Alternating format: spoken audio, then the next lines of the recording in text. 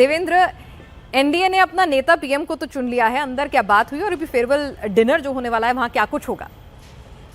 और पहले बैठक की बात कर लें तो प्रधानमंत्री के घर पे जो बैठक हुई थी एनडीए नेताओं की, उस बैठक में चाहे नीतीश कुमार हो, चंद्रबाबू नायडू हो, सब ने ये कहा कि नरेंद्र मोदी को नेता चुनने के साथ साथ कि जल्द से जल्द शपथ ग्रहण कर लेना चाहिए और सरकार बनाने की जो प्रक्रिया है वो जल्द से जल्द पूरी की जानी चाहिए।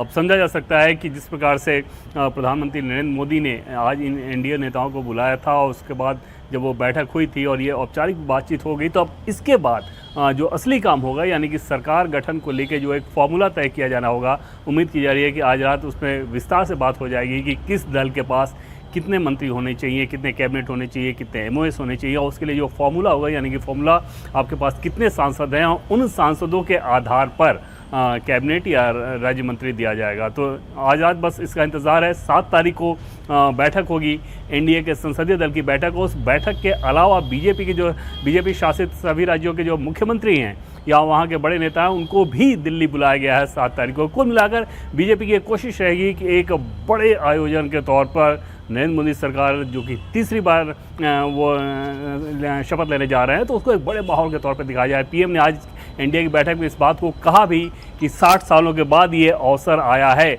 जब कोई सरकार तीसरी बार शपथ लेने जा रही है। बिल्कुल देवेंद्र, इसके साथ ही ये भी जानना चाहूंगी आपसे कि इस बीच पीयूष गोयल और नायडू की भी मुलाकात हुई है और कहा जा रहा है कि उस खेमे से कुछ बड़ी डिमांड आ रही है निकलकर। आपके पास क्या खबर? देखो, डिमांड्स को लेकर अटकलबाजी ज़्यादा है। अभी तक बातचीत के टेबल पर जिन नेताओं के बीच बातचीत होने पे ये होना है, वहाँ ये मामला नहीं पहुँचा है और निश्चित तौर पे एक रियलिस्टिक डिमांड एलाइज के द्वारा की जाएगी, ऐसी बीजेपी को उम्मीद है।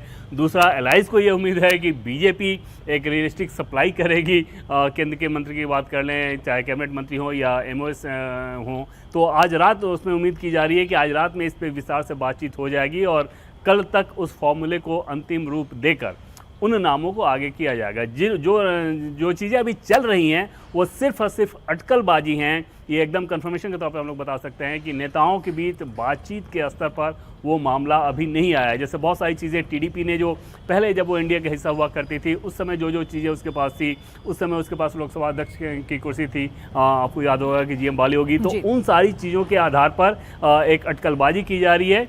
कन्फर्मेशन अभी इस बाबत बिल्कुल भी इस लिहाज से नहीं है क्योंकि बातचीत वो हुई ही नहीं है। आज रात वो बातचीत ज़रूर होगी और उसके बाद कल तक उस फॉर्मूले पे मुहर लगा दिया जाएगा। चलिए, विजयलक्ष्मी भी कह रही हैं कि इंडी गठबंधन जो है वो अटकलों के लिए, स्पेकुलेशन के लिए पूरा स्कोप छोड़ रहा है, ना तो खारिज कर रहा है, अभी इंतजार करना होगा वहां से। लेकिन इस बीच एक स्पेकुलेशन आज हवा में हुई मुलाकात के बारे में भी लगाए जा रहे हैं, जहां तेजस्वी और नीतीश साथ साथ बैठे हुए नजर आए। कुछ बात हुई, कुछ घर वापसी की बातें हुई, क्या खबर है आपके पास देवेंद्र?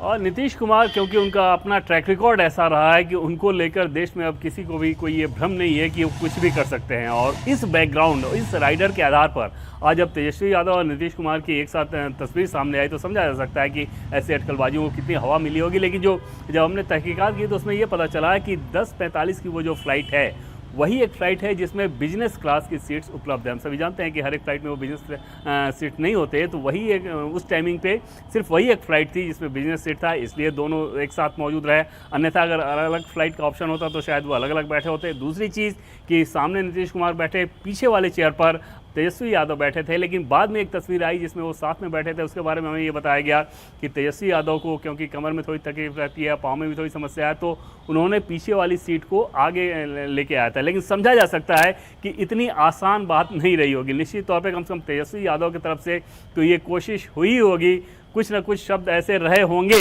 जो प्रत्यक्ष ना अप्रत्यक्ष तौर पर ही ये इशारा कर रहे हों नीतीश कुमार के लिए, शायद एक जिसे फीलर देना कहते हैं, उस तरह की कोशिश तेजस्वी यादव की तरफ से जरूर रही होगी। हालांकि जेडीयू के सोर्सेज उस बात को पूरी तरह से खारिज कर रहे हैं और कम से कम जो बैठक हुई थी एनडीए की बैठक, उस बैठक में तो नीतीश कुमार ने एकदम से अपना स्टैंड ये दिखाया कि प्रधानमंत्री नरेंद्र मोदी के लिए ये मैंडेट है, जेडीयू पूरी तरह से उनके साथ है और यहाँ तक कि सरकार का शपथ ग्रहण समारोह जल्द हो, नीतीश कुमार ने इस बात को भी कहा है। तो कम से कम फिलहाल वैसे अटकलबाजी के लिए भी कोई गुंजाइश नजर नहीं आ रही।